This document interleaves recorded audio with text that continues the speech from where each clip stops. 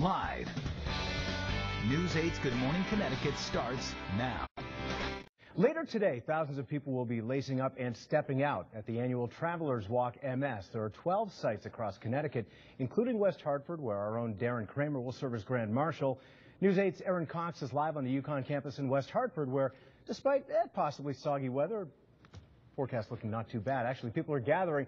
Hi, Aaron. Hope you got your umbrella just in case.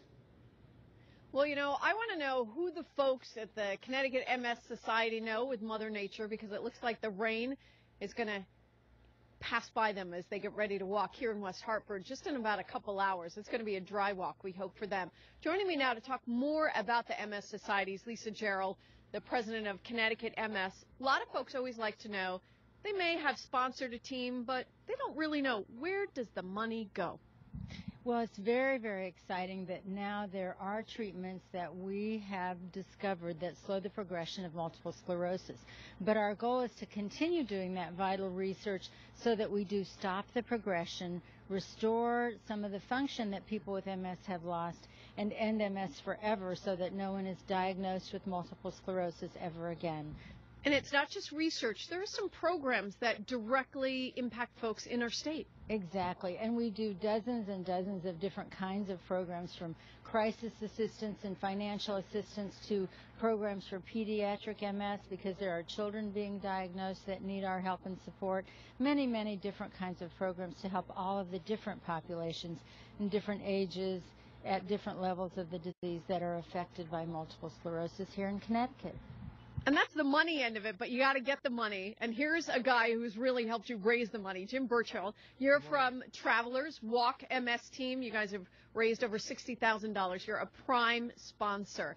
What has Travelers so committed? There are so many walks. Why is Travelers so committed? Travelers is so committed because we are part of this community. And our effort starts actually in the beginning of the year.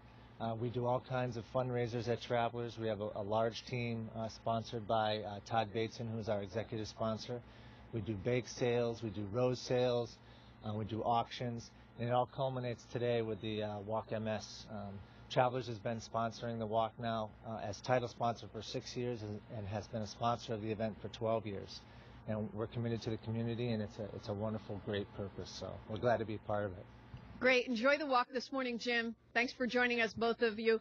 Again, the walk begins here in West Hartford just in a couple hours, and our own Darren Kramer is going to be the Grand Marshal here. But if you live along the shoreline, you may want to head to the site in West Haven. That's where meteorologist Gil Simmons is going to be hosting the walk, and you should go to that site. Give him a little ribbing for this spring weather. We're live this morning in West Hartford. I'm Aaron Cox, News 8. Back to you. Later today, thousands of people will be lacing up and stepping out at the annual Travelers Walk MS.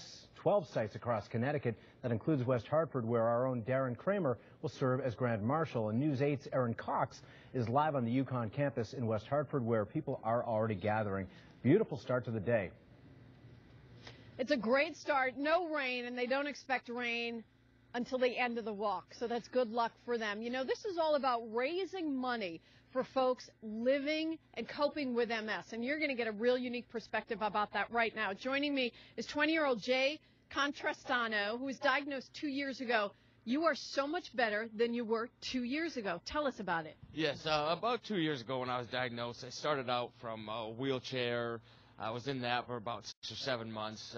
Then I progressively went to the cane, had another relapse, kind of went back to the wheelchair. Me and my doctor kind of talked about changing my medication.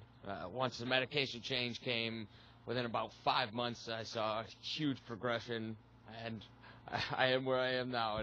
And you're going to walk today, aren't you? You are going to walk. Yes.